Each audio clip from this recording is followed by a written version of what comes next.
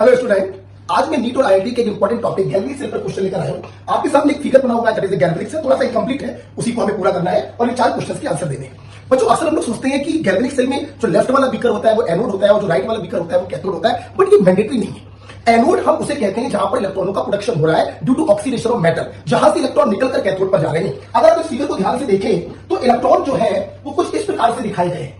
इसका मतलब इलेक्ट्रॉन का प्रोडक्शन एल्यूमिनियम इलेक्ट्रोड पर हो रहा है, तो एल्यूमिनियम इलेक्ट्रोड एनोड होगा और ये कोबाल्ट वाले पर जा रहे हैं तो ये कैथोड होगा, मतलब ये नेगेटिव पोल होगा और ये पॉजिटिव पोल होगा। आपको मालूम है यहां पर इसका मतलब ऑक्सीडेशन हो रहा होगा, एल्यूमिनियम इलेक्ट्रॉन्स को निकालकर एल्यूमिनियम आयन में बदलेगा और सॉल्यूशन में आ जाएगा, और यहां पर कोबाल्ट आयन जो है इलेक्ट्रॉनों को एक्सगेन करेंगे और कोबाल्ट में बदलकर इलेक्ट्रोड पर जाकर डिपॉजिट हो जाएंगे। आज तो आप देख रहे होंगे कि इस समय गैल्वेनिक सेल इनकम्प्लीट है, हम इसे कंप्लीट करेंगे internally by inverted U tube, और इस इन्वर्टेड यू ट्यूब को कहते हैं सॉल्ट ब्रिज, जिसके अंदर हम एक इनर्ट इलेक्ट्रोलाइट भर देते हैं जो रिडॉक्स रिएक्शन में पार्टिसिपेट नहीं करता और जिनकी दोनों आयन की आयनिक मोबिलिटी ऑलमोस्ट सेम हो। एग्जांपल के तौर पर आप NaNO3 ले सकते हैं, आप NH4NO3 ले सकते हैं, आप KCl ले सकते हैं। दोस्तों, जैसे जैसे समय पास होगा ऑक्सीडेशन के कारण एल्यूमिनियम आयन इस एनोडिक बीकर में आने लगेंगे, ये बीकर पॉजिटिवली चार्ज होने लगेगा जो इलेक्ट्रॉनों को अपने से दूर नहीं जाने देगा और रिएक्शन स्टॉप हो जाएगी, करंट का फ्लो स्टॉप हो जाएगा। तो यहां से क्या होगा, ये सॉल्ट ब्रिज अपनी इनर्ट एनायन को यहां पर भेज देगा।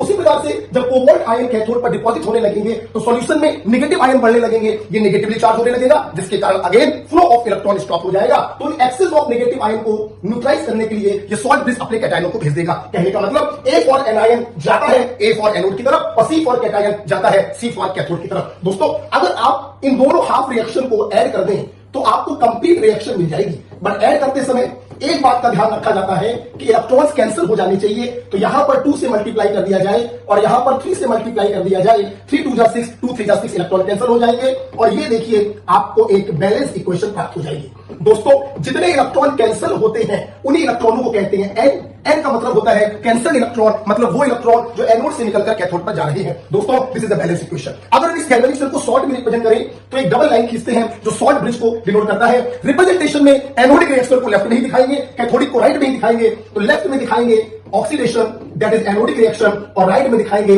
Reduction that is cathodic reaction. बच्चों, जो स्लैश होता है ना, ये फेस को डिफरेंशिएट करता है। Aluminium solid, aluminium ion aqueous, तो फेस को डिफरेंशिएट करने के लिए हम स्लैश का इस्तेमाल करते हैं। कोबाल्ट +2 एक्वस और कोबाल्ट इज सॉलिड। इस प्रकार से मैंने इन चारों क्वेश्चन के आंसर दे दिए, आप खुद पता कर लीजिएगा किस क्वेश्चन का आंसर क्या है। इसी प्रकार की वीडियो के लिए शेयर कर दीजिएगा, लाइक कर दीजिएगा। All the best.